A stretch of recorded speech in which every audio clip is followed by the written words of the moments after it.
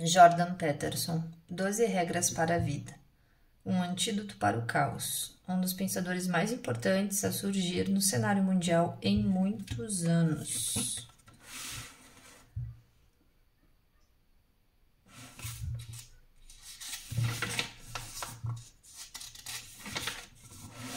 Prefácio. Regras, mais regras? Sério? A vida já não é complicada e restritiva o suficiente sem regras abstratas que não levam em conta a nossa situação única e individual? E uma vez que nosso cérebro é moldável e se desenvolve de forma diferente com base nas experiências da vida, por que, então, esperar que algumas regras possam ser úteis para todos nós? As pessoas não clamam por regras, nem mesmo na Bíblia. Como quando Moisés desce a montanha após uma longa ausência carregando as tábuas inscritas, com os 10 mandamentos e encontra os filhos de Israel na folia.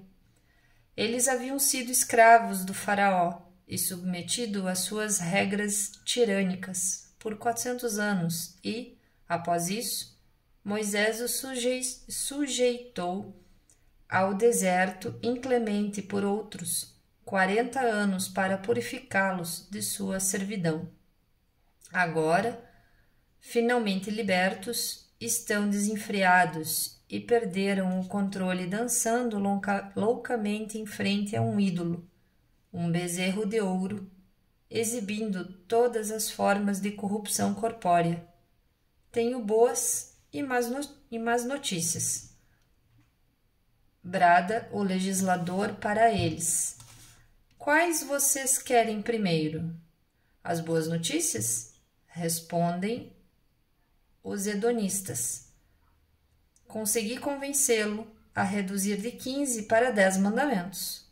Aleluia! Exclama a multidão desenfreada. E as más? Adultério ainda está na lista. Então, regras hão de existir, mas, por favor, não muitas. Somos ambivalentes em relação às regras, mesmo quando sabemos que são boas para nós. Se somos almas espirituosas, se temos personalidade, as regras parecem restritivas, uma afronta ao nosso livre-arbítrio e ao nosso orgulho de determinar nossa própria vida.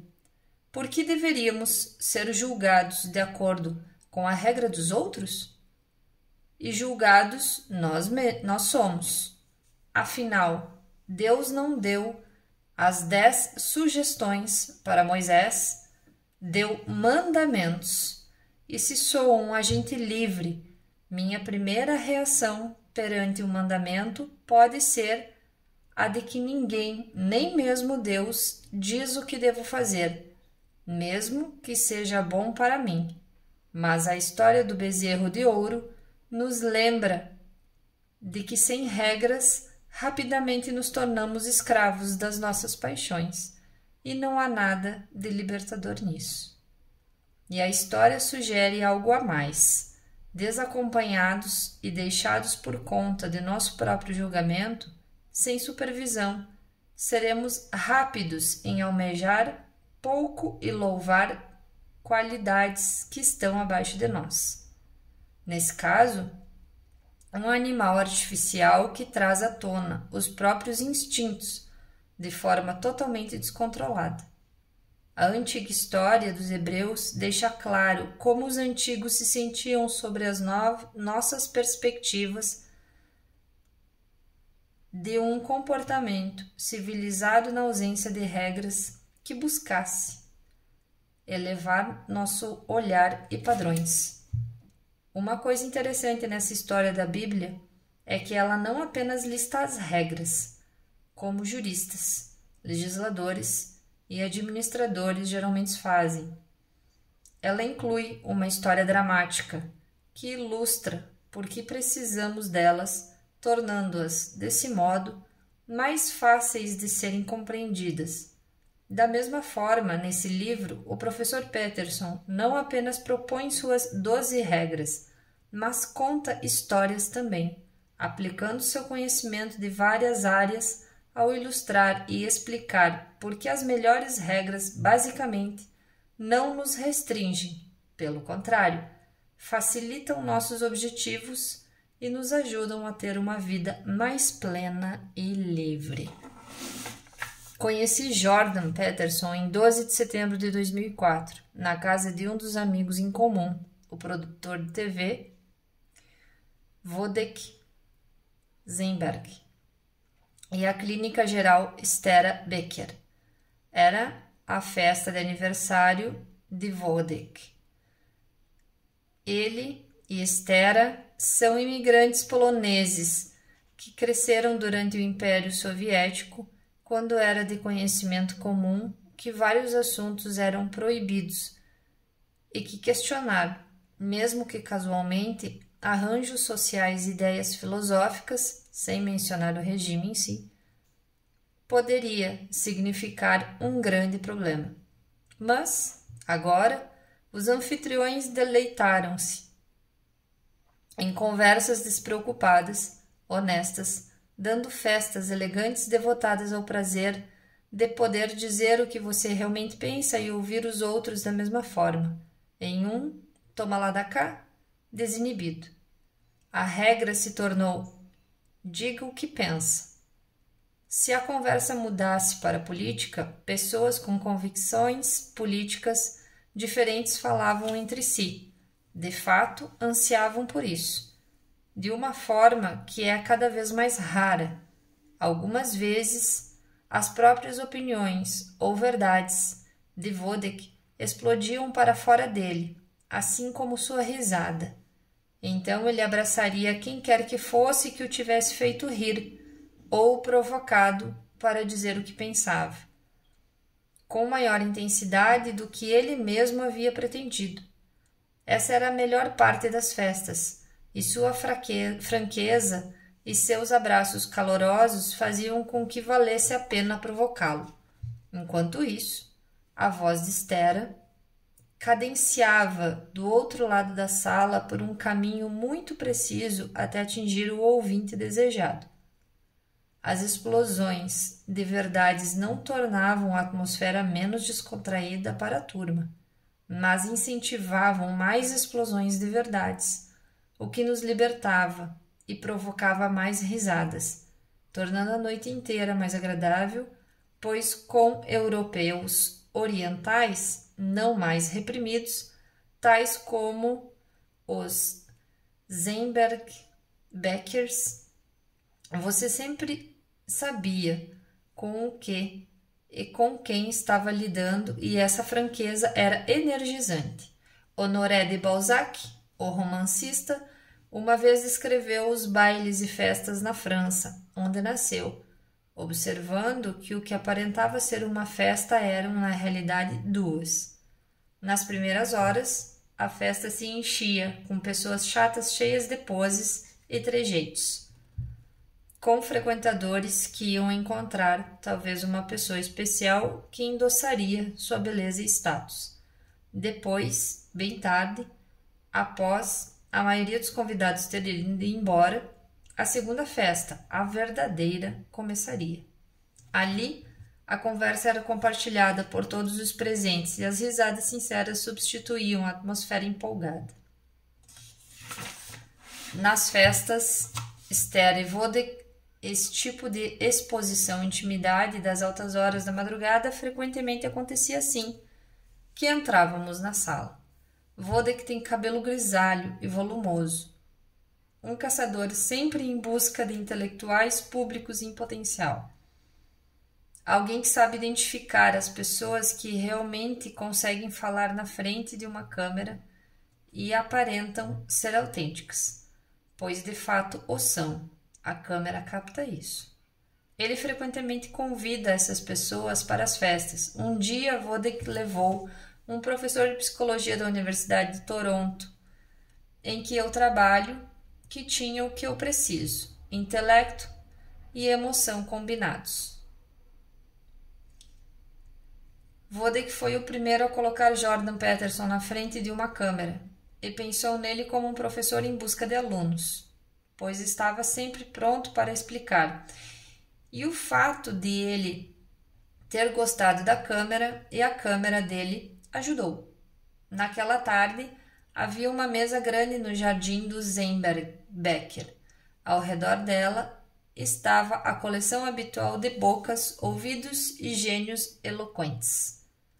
Parecia, no entanto, que estávamos sendo atacados por um gigantesco enxame de abelhas barulhentas.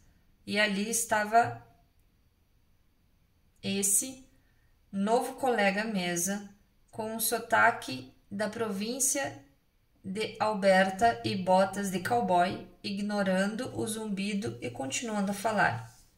Enquanto falava, todos movimentávamos as cadeiras para nos desvencilhar das abelhas, tentando, ao mesmo tempo, não nos distanciar da mesa, pois a conversa do novato era muito interessante. Ele tinha uma mania estranha de falar sobre questões mais profundas com quem estivesse à mesa, quase todos recém-conhecidos, como se conversasse sobre trivialidades, ou, se falasse sobre trivialidades, o intervalo entre como você conheceu o vô de Quistera ou já fui apicultor, estou acostumado com abelhas, e tópicos mais sérios era de nanosegundos.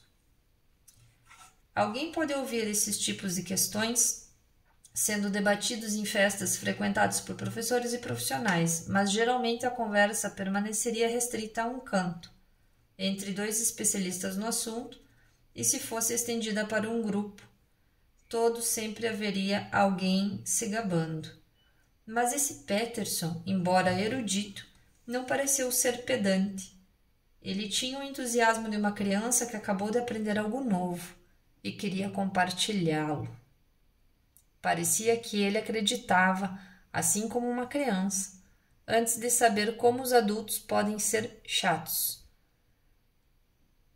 Que, se ele achasse que alguma coisa era interessante, os outros também achariam. Havia uma certa inocência naquele cowboy ao discorrer sobre os assuntos como se todos estivéssemos crescidos juntos na mesma cidade ou família e pensado nos mesmos problemas sobre a existência humana. Peterson não era um excêntrico, na realidade. Tinha habilidades tracionais suficientes. Fora professor de Harvard e era um cavalheiro, como os cowboys conseguem ser. Embora dissesse alguns pequenos xingamentos bem ao estilo rural nos anos 1950, mas todos ouviam com fascinação, pois ele falava sobre assuntos que interessavam a todos na mesa. Havia algo de libertador em estar com uma pessoa tão estudada e que, contudo, falava de forma tão espontânea. O pensamento dele era cadenciado. Parecia que tinha a necessidade de pensar em voz alta, de usar o seu córtex motor para pensar, ao mesmo tempo que esse motor tinha que rodar rapidamente para funcionar bem. Para conseguir decolar, não de forma descontrolada, mas mesmo no neutro, o giro do seu motor era alto. Pensamentos espirituosos simplesmente transbordavam. Mas, diferentemente de muitos acadêmicos que assumem o controle e não abrem mão disso, quando alguém o desafiava ou corrigia, ele parecia gostar. Não assumia a defensiva. Ele simplesmente dizia um sim, amigável, e baixava sua cabeça involuntariamente, balançando-a se tivesse se esquecido de algo, rindo de si mesmo por ter supergeneralizado. Ele gostava que outras pessoas mostrassem o outro lado de uma questão e ficava claro que pensar sobre um problema para ele era um processo dialógico. Outro fato diferente sobre ele choca qualquer um. Para um nerd, Peterson era extremamente prático. Seus exemplos eram cheios de aplicações cotidianas, gestão empresarial, como construir móveis. Ele construiu a maioria dos seus. Fazer o design de uma casa simples, deixar seu quarto bonito, o que virou um meme na internet. Ou, como em um caso relacionado à educação, criar um projeto online de escrita que evitou que alunos das minorias abandonassem a escola ao realizar um tipo de exercício psicanalítico sobre eles mesmos, em que fizeram associações livres com o seu passado, presente e futuro, agora conhecido como Self-Authoring Program, programa de autoria própria. Sempre tive um afeto especial por pessoas ao meio oeste da região das pradarias canadenses que vêm da fazenda, onde aprenderam tudo sobre a natureza, ou de uma cidadezinha, e que construíram seus utensílios com as próprias mãos. Passaram longos períodos ao ar livre, sob as intempéries, e geralmente são autodidatas e frequentam a universidade desafiando todas as possibilidades.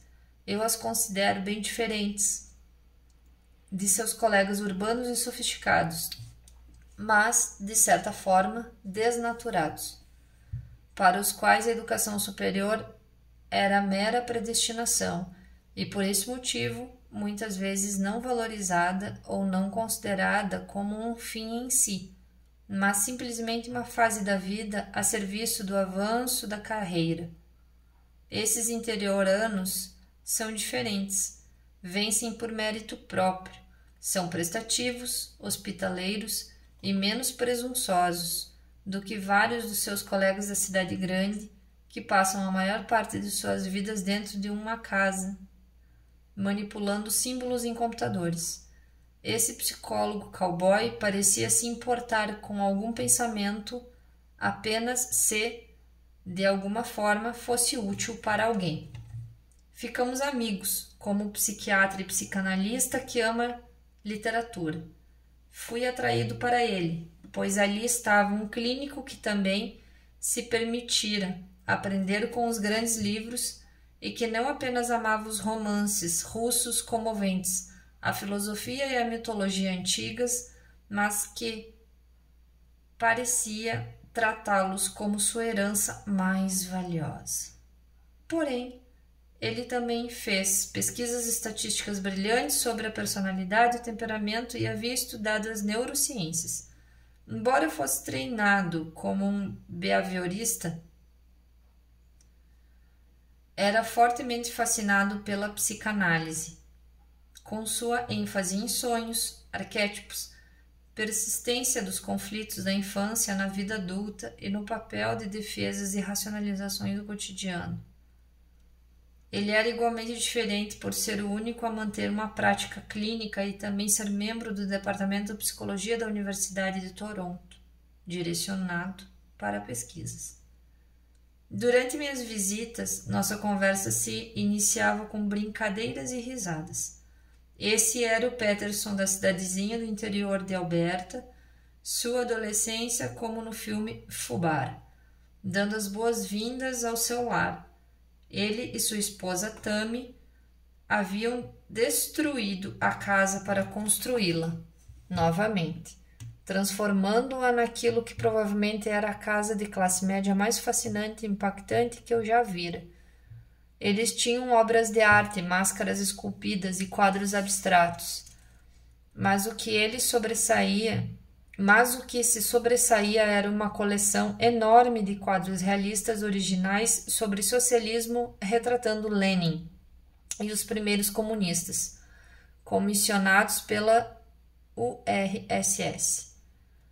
Não muito tempo depois da queda da União Soviética, quando a maior parte do mundo respirou aliviada, Peterson começou a comprar essa propaganda política a preço de banana. Os quadros, idolatrando o espírito soviético revolucionário, preenchiam completamente todas as paredes, o teto e até os banheiros. Os quadros não estavam lá por Jordan ter qualquer simpatia pelo totalitarismo, mas porque queria lembrar a si mesmo de algo que ele e todo mundo gostariam de esquecer, que centenas de milhões foram mortos em nome de uma utopia. Demorou para eu me acostumar a essa casa semi-assombrada, decorada, entre aspas, por um delírio que praticamente havia destruído a humanidade. Mas isso era amenizado por sua esposa singular e fantástica, Tammy, que se doava integralmente, que abraçava e encorajava essa necessidade incomum de se expressar. Esses quadros ofereciam ao visitante uma primeira janela para toda a amplitude da preocupação de Jordan com a capacidade humana de praticar o mal em nome do bem. E o mistério psicológico do auto-engano. Como alguém pode enganar a si mesmo e sair impune? Um interesse que temos em comum. Então, havia ainda as horas que passávamos debatendo o que considero um problema menor, por ser mais raro, a capacidade humana para o mal em nome do mal, a alegria que algumas pessoas têm em destruir outras, com sucesso captada pelo poeta inglês do século XVII, John Milton, em Paraíso Perdido.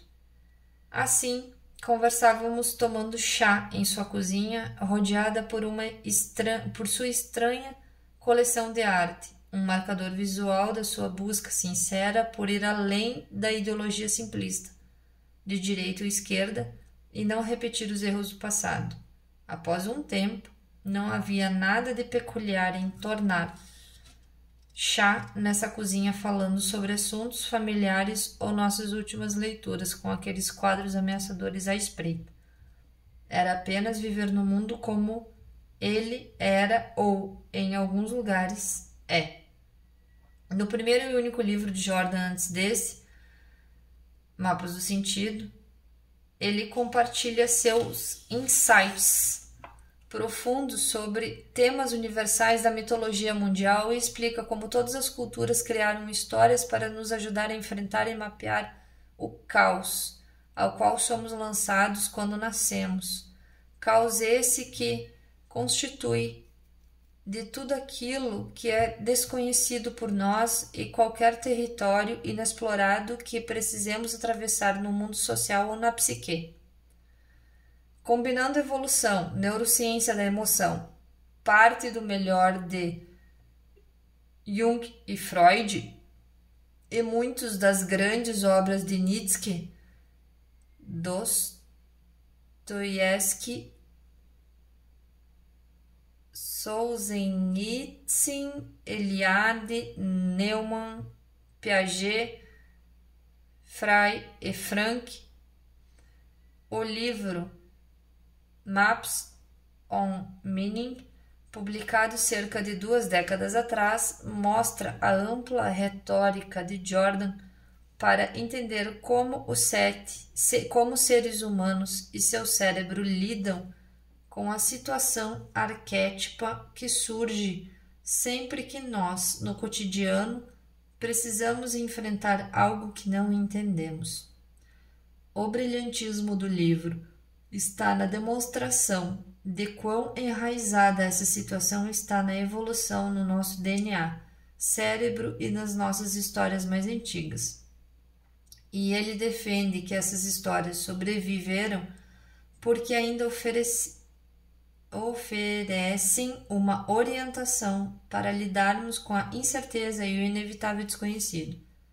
Uma das muitas virtudes do livro que você está lendo agora é que ele oferece uma introdução para o Maps of Meaning, cujo trabalho foi altamente complexo, uma vez que Jordan estava desenvolvendo sua abordagem da psicologia enquanto escrevia. No entanto, ele foi um alicerce, pois não importa quão diferentes nossos genes ou experiências possam ser, ou como nosso cérebro moldável é conectado com nossa experiência, todos temos que lidar com o desconhecido e tentamos abandonar o caos em busca da ordem. É por isso que muitas das regras desse livro, sendo baseada em Maps of Meaning, têm um elemento de universalidade. O livro Maps of Meaning nasceu da dolorosa percepção de Jordan enquanto adolescente crescendo em plena Guerra Fria, de que grande parte da humanidade parecia estar a ponto de explodir o planeta para defender suas várias identidades. Ele sentiu que tinha de entender como era possível que aquela gente estivesse disposta a sacrificar tudo por uma identidade, entre aspas, não importava qual fosse. E percebeu que tinha de entender as ideologias que levaram os regimes totalitários a uma variante naquele mesmo comportamento, matar seus próprios cidadãos. Em Maps of Meaning, e, novamente nesse livro, a ideologia é uma das questões para a qual ele alerta os leitores a terem muito cuidado, não importa quem a esteja propagando ou para qual fim. Ideologias são ideias simples, disfarçadas de ciência ou filosofia, que pretendem explicar a complexidade do mundo e oferecer soluções para aperfeiçoá-lo. Os ideólogos são pessoas que fingem saber como fazer um mundo melhor, entre aspas, antes de organizarem o próprio caos interior. A identidade de guerreiro outorgada por sua ideologia encobre esse caos. Isso é arrogância, é claro, e um dos temas mais importantes desse livro é arrume sua casa primeiro, entre aspas, para que o Jordan fornece conselhos práticos. As ideologias substituem o conhecimento verdadeiro e os ideólogos são sempre perigosos quando ganham poder, pois um comportamento simplista e sabe tudo não é páreo para a complexidade da existência. Além disso, quando suas engenhocas sociais não funcionam, os ideólogos não culpam a si mesmo, mas a todos que desmascaram suas simplificações. Outro grande professor da Universidade de Toronto, Lev Feuer, em seu livro Ideology and the Ideologists, a ideologia e os ideólogos, em tradução livre, observou que os ideólogos reestruturam as mesmas histórias religiosas que julgavam capazes de suplantar, mas eliminam a narrativa e a riqueza psicológica, tal qual o comunismo, uma história emprestada dos filhos de Israel do Egito, com uma classe escravizada, perseguidores, ricos, um líder como Lenin, que vai ao exterior, vive com os escravizadores e então guia os escravizados à terra prometida, a utopia, a ditadura do proletariado. Para entender a ideologia, Jordan leu extensivamente não apenas sobre o Gulag soviético, mas também sobre o Holocausto e a ascensão do nazismo. Eu nunca havia conhecido alguém que, nascido cristão e de minha geração, fosse tão completamente atormentado pelo que aconteceu com os judeus na Europa e que houvesse se esforçado tanto para entender como isso pôde ocorrer. Eu também havia estudado com essa profundidade. Meu próprio pai sobreviveu a Auschwitz. Minha avó estava na meia-idade quando ficou face a face com o Dr. Josef Mengele, o médico nazista que conduziu experimentos indescritivelmente cruéis em suas vítimas, e ela sobreviveu a Auschwitz. Ao desobedecer sua ordem para entrar na fila com os mais velhos, grisalhos e fracos, e em vez disso enfiou-se na fila dos mais jovens. Ela escapou das câmeras de gás uma segunda vez ao negociar comida por tintura de cabelo, para que não fosse morta por aparentar ser muito velha. Meu avô, o marido dela, sobreviveu ao campo de concentração Mauthausen, mas morreu engasgado com o primeiro pedaço de comida sólida que recebeu bem próximo do dia da libertação.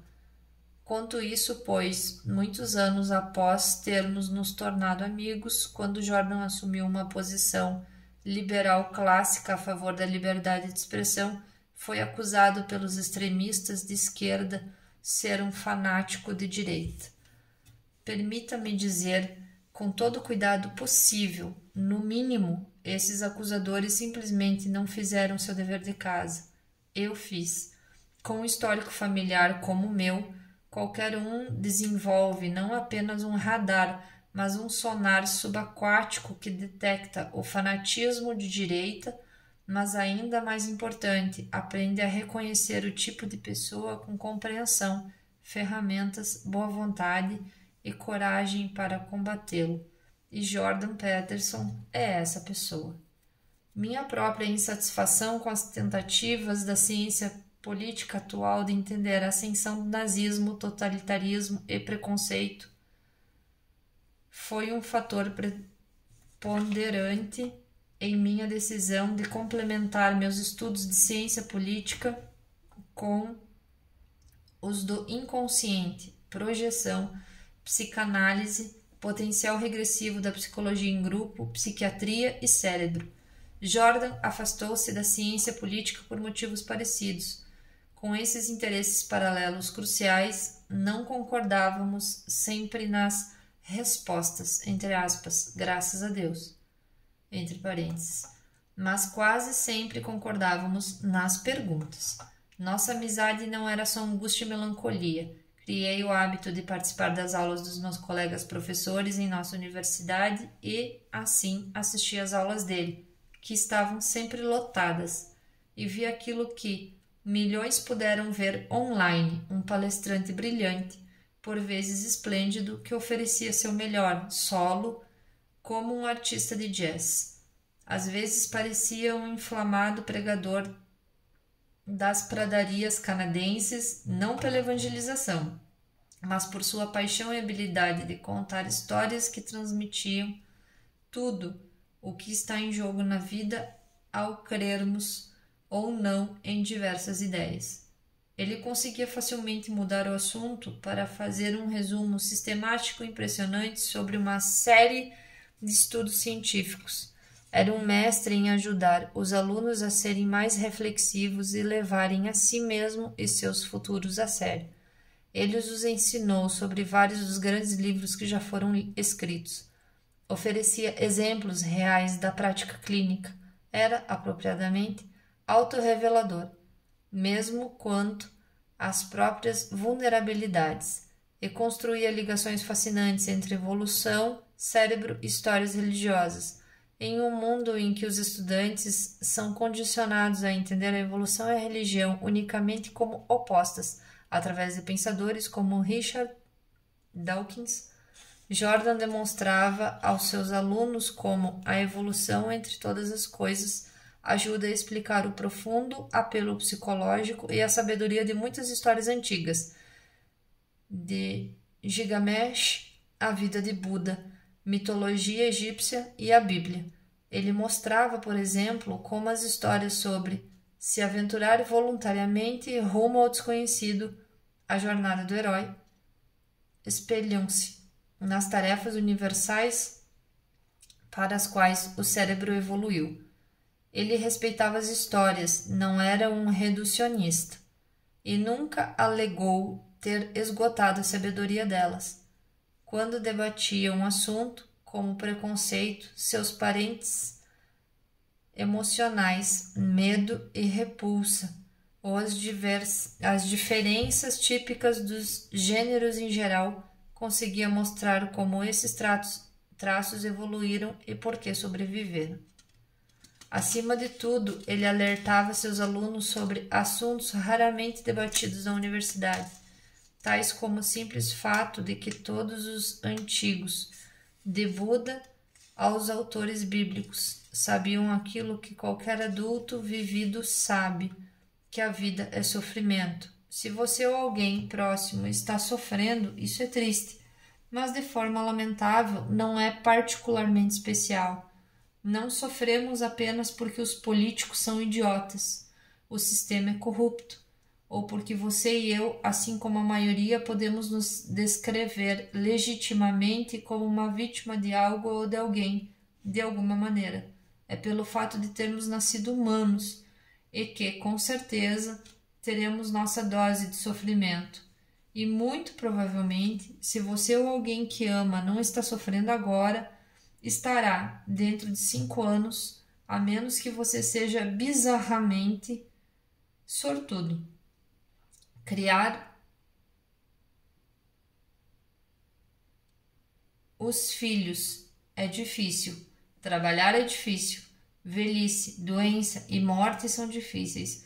E Jordan enfatizou que passar por tudo isso completamente sozinho, sem o auxílio de um relacionamento amoroso, da sabedoria ou dos insights psicológicos dos grandes psicólogos, apenas dificulta ainda mais. Ele não queria assustar os alunos. Aliás, eles consideravam essa conversa franca, reconfortante, pois no fundo de suas psiques a maioria sabia que ele dizia a verdade, mesmo que nunca tivesse existido um fórum para debater isso. Talvez porque os adultos, durante suas vidas, tornaram-se tão ingenuinamente superprotetores que enganaram a si mesmos, pensando que não falar sobre sofrimento de alguma forma protegeria magicamente seus filhos. Nesse ponto, ele trazia à tona o mito do herói, um tema intercultural explorado psicanaliticamente por Otto Rank, que Peterson, seguindo Freud, percebeu que é similar em muitas culturas. A mesma questão já foi levantada por Carl Jung, Joseph Campbell e Erich Neumann, entre outros. Com ele, Freud fez grandes contribuições ao explicar as neuroses através, entre outras coisas, de foco no entendimento daquilo que podemos chamar de história do herói fracassado, como a de Édipo.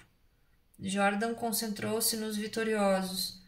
Em todas essas histórias de triunfo, o herói precisa se aventurar rumo ao desconhecido em um território inexplorado, lidar com um desafio grande e novo e correr grandes riscos. No processo, uma parte dele tem que morrer ou ser deixada de lado, para que possa renascer e enfrentar o desafio.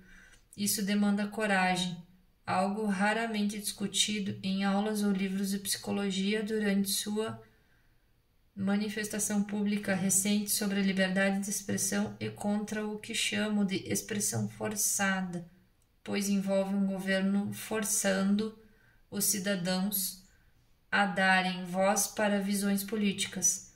Havia muito em jogo, ele tinha muito a perder e sabia disso. Não obstante, pude vê-lo e também a Tammy não apenas demonstrar tal coragem, mas também continuar a viver seguindo muitas das regras desse livro, várias das quais podem ser bastante exigentes. Pude vê-lo crescer da pessoa incrível que era para alguém ainda mais capaz e seguro, ao viver seguindo essas regras. De fato, foi o processo de escrever esse livro e desenvolvê-las que o levou a se posicionar contra a expressão forçada e mandatória. E foi por isso que durante aqueles eventos ele começou a postar alguns dos seus pensamentos sobre a vida e estas regras na internet. E agora, após mais de 100 milhões de visualizações no YouTube, sabemos que seus posts tocaram profundamente as pessoas. Considerando nossa aversão por regras, como podemos explicar as reações extraordinárias às suas palestras, justamente quando o que propõe são regras? No caso de Jordan, foram, é claro, seu carisma e uma disposição em comum para defender um princípio que inicialmente lhe proporcionaram uma vasta exposição online. As visualizações de suas primeiras declarações no YouTube rapidamente atingiram centenas de milhares, mas as pessoas continuaram o acompanhando porque o que ele diz atinge uma necessidade profunda e silenciosa.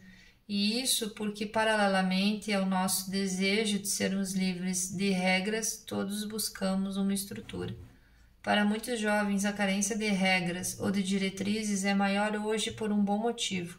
No Ocidente, pelo menos, milhares estão vivendo um momento histórico único. Eles são, acredito, a primeira geração diligentemente ensinada sobre duas ideias aparentemente contraditórias sobre moralidade ao mesmo tempo, em suas escolas, faculdades e universidades, por muitos de minha geração. Essa contradição deixou-os, em geral, desorientados e inseguros, sem um guia e, mais tragicamente, privados de riquezas que nem sabem que existem. A primeira ideia ou ensinamento é de que a moralidade é relativa, no mínimo um julgamento de valor pessoal.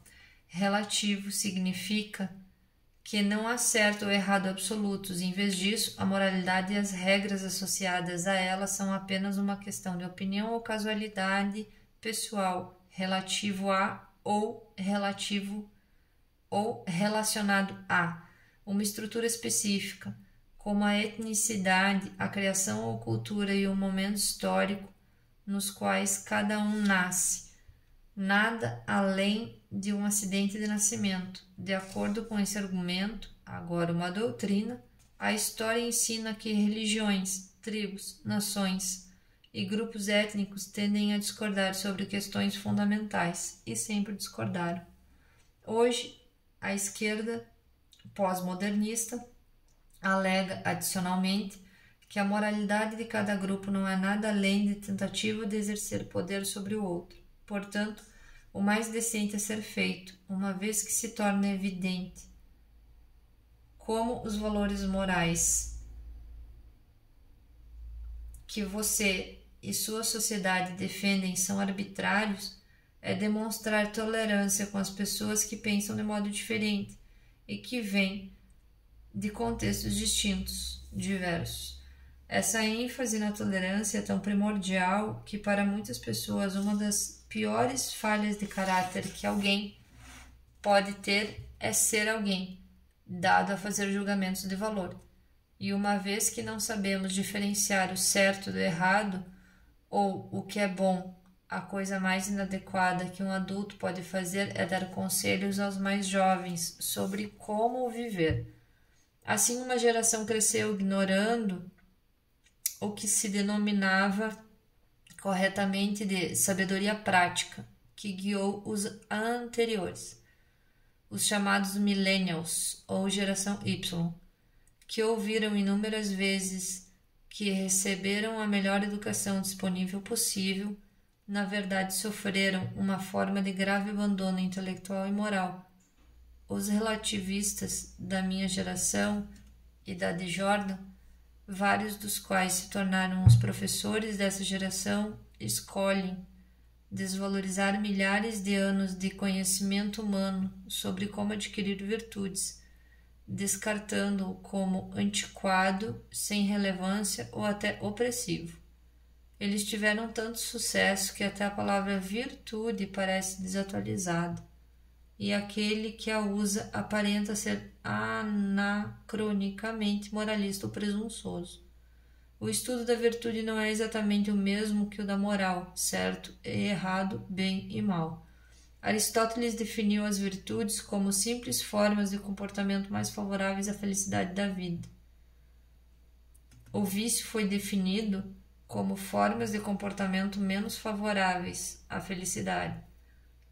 Ele observou que as virtudes sempre almejam o equilíbrio e evitam os extremos dos vícios. Aristóteles estudou virtudes e vícios em seu livro Ética e Nicômaco.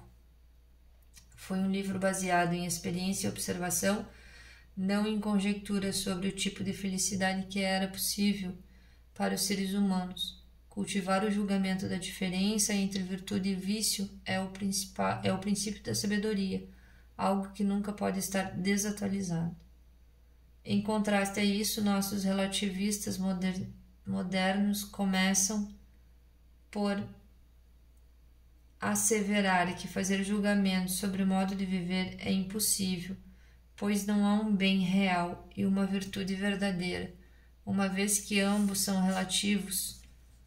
Desse modo, o mais próximo da virtude é a tolerância. Apenas a tolerância fornecerá a coesão social entre grupos diferentes e nos prevenirá de causar danos uns aos outros. no Facebook e em outras formas de mídia social, portanto, você sinaliza sua assim chamada virtude, dizendo a todos o quão tolerante, aberto e compassivo você é, e espera que as curtidas se acumulem, deixando de lado o fato de que dizer às pessoas que você é virtuoso não é uma virtude, é autopromoção. Sinalizar a virtude não é virtude, sinalizar a virtude é muito possivelmente nosso vício mais comum. Intolerância com o ponto de vista dos outros, não importa quão ignorantes ou incoerentes eles possam ser, não é simplesmente errado. Em um mundo em que não há certo e errado, é ainda pior. É um sinal de que você é desagradavelmente grosseiro ou possivelmente perigoso. Mas o que acontece é que muitas pessoas não conseguem tolerar o vácuo, o caos inerente à vida, mas que ficou pior por esse relativismo moral. Elas não conseguem viver sem uma bússola moral, sem um ideal pelo qual guiar suas vidas. Para os relativistas, os ideais também são valores, e como todos os valores meramente relativos, dificilmente vale a pena se sacrificar por eles. Então, ao lado do relativismo, encontramos a difusão do niilismo e do desespero, e o oposto do relativismo moral, a certeza cega oferecida pelas ideologias que alegam ter uma resposta para tudo. E assim chegamos ao segundo ensinamento com o qual os millennials têm sido bombardeados. Eles se inscrevem em cursos de humanidades para estudar os maiores livros já escritos, mas não recebem os livros. Em vez disso, recebem ataques ideológicos contra os livros baseados em uma simplificação aterrorizante, onde a relativista está repleta de incerteza. O ideólogo é o oposto. Ele é super preconceituoso e crítico, sempre sabe o que está errado nos outros e como resolver. Às vezes parece que as únicas pessoas dispostas a dar conselhos em uma sociedade relativista são as que têm menos a oferecer. O relativismo moral moderno tem muitas fontes. À medida que nós, no Ocidente, aprendemos mais a história, entendemos que épocas diferentes têm códigos morais específicos. Ao viajarmos pelos mares e explorarmos o globo, aprendemos sobre tribos remotas em continentes distintos cujos códigos morais faziam sentido em relação a ou dentro da estrutura de suas sociedades. A ciência também contribuiu ao atacar a visão religiosa no mundo, assim enfraquecer as bases religiosas para a ética e as regras. A ciência social materialista deu a entender que poderíamos dividir o mundo em fatos, que todos poderiam observar objetivos e reais, e valores subjetivos e pessoais. Então, poderíamos primeiramente concordar com os fatos e talvez um dia desenvolver um código de ética que ainda estamos esperando. Além do mais, ao sugerir que os valores tinham uma realidade menor do que os fatos, a ciência contribuiu ainda de uma outra forma para o relativismo moral, pois tratou o valor como secundário, mas a ideia de que podemos separar fatos e valores facilmente foi e ainda é ingênua. De certa forma, os valores de cada um determinarão a que prestarão atenção e o que contará como fato. A ideia de que sociedades distintas tinham regras e morais diferentes era conhecida no mundo antigo também, e é interessante comparar sua resposta a essa percepção com a resposta moderna, relativismo, niilismo e ideologia. Quando os gregos antigos velejaram para a Índia e outros lugares, também descobriram que regras morais e costumes diferiam em cada local e viram que a explicação para o que é certo e errado era geralmente enraizada em alguma autoridade ancestral. A resposta grega não foi o desespero, mas uma nova invenção, a filosofia. Sócrates, reagindo às incertezas alimentadas pela percepção desses códigos morais conflituosos, decidiu que, em vez de se tornar nihilista, relativista ou ideologista, devotaria sua vida à busca de uma sabedoria que pudesse explicar essas diferenças, ou seja, ajudou a inventar a filosofia. Ele passou sua vida fazendo perguntas desconcertantes e fundamentais, tais como: o que é virtude? Como alguém pode viver uma vida boa? E ainda, o que é justiça? Ele observou abordagens diferentes, perguntando o que parecia ser o mais coerente e próximo da natureza humana. Esses são os tipos de perguntas que acredito que inspiraram esse livro. Para os antigos, a descoberta de que pessoas diferentes têm ideias particulares sobre como viver não os paralisou. Ela aprofundou sua compreensão da humanidade e levou alguns às conversas mais satisfatórias que os seres humanos já tiveram sobre como a vida pode ser vivida.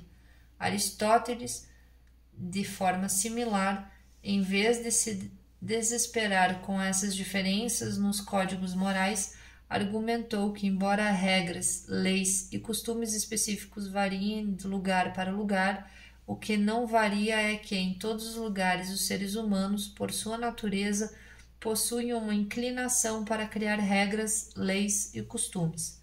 Colocando isso em termos modernos, parece que nós, seres humanos, somos, por algum tipo de dom biológico, tão intrinsecamente preocupados com a moralidade que criamos uma estrutura de leis e regras onde quer que estejamos. A ideia de que a vida humana pode ser livre de preocupações morais é fantasiosa. Todos somos criadores de regras, e dado que somos animais morais, qual deve ser o efeito de nosso relativismo moderno simplista sobre nós? Significa que nos limitamos ao fingirmos ser algo que não somos. É uma máscara, mas estranha, pois ela engana principalmente aquele que a veste.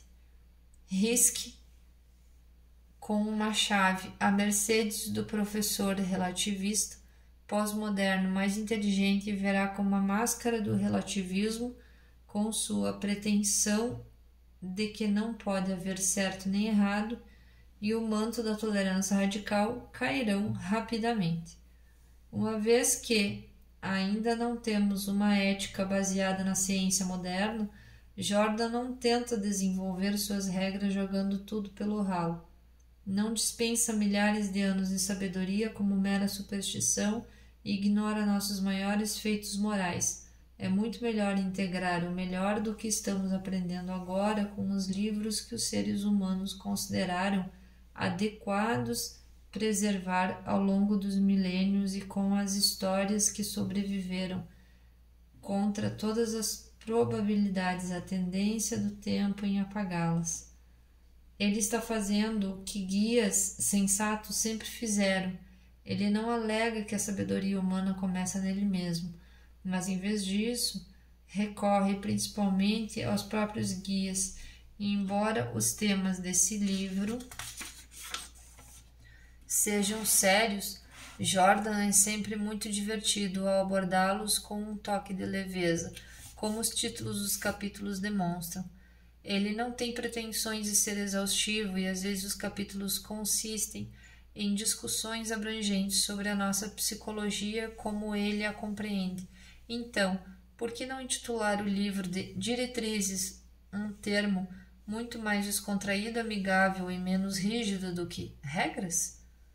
Porque estas são, de fato, regras, e a principal regra é que você deve assumir a responsabilidade por sua própria vida. E ponto final. Alguém pode pensar que uma geração que ouviu incessantemente dos seus professores mais ligados à ideologia sobre direitos e mais direitos que lhe pertencem, oporia-se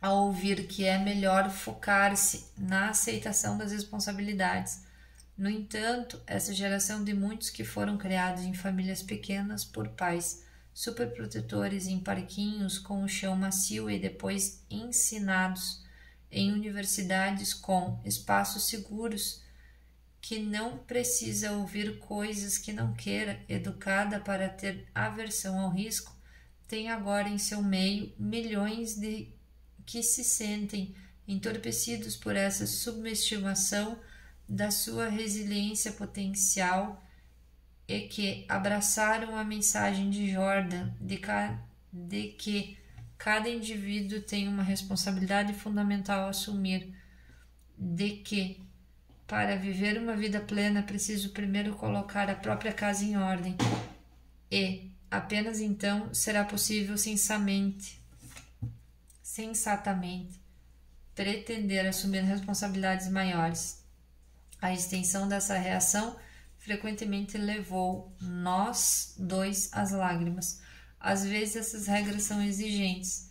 Elas demandam que você escute um processo incremental que, ao longo do tempo, vai levá-lo a um novo limite. Isso exige, como falei, aventurar-se no desconhecido, desenvolver-se além das barreiras do seu eu atual, requer uma escolha cuidadosa de ideais e a busca deles, ideais que estão lá em cima, acima de você, superiores a você, e que nem sempre você terá certeza se pode alcançar. Mas, se não é certo que nossos ideais são atingíveis, por que nos preocupar tentando alcançá-los para começar? Porque se você não tentar fazê-lo, é certo que nunca sentirá que sua vida tem um sentido. E talvez porque, por mais desconhecido e estranho que possa parecer, na parte mais profunda de nossa psique, todos nós queremos ser julgados. Dr. Norman Doidge, psiquiatra e autor de O Cérebro que se Transforma.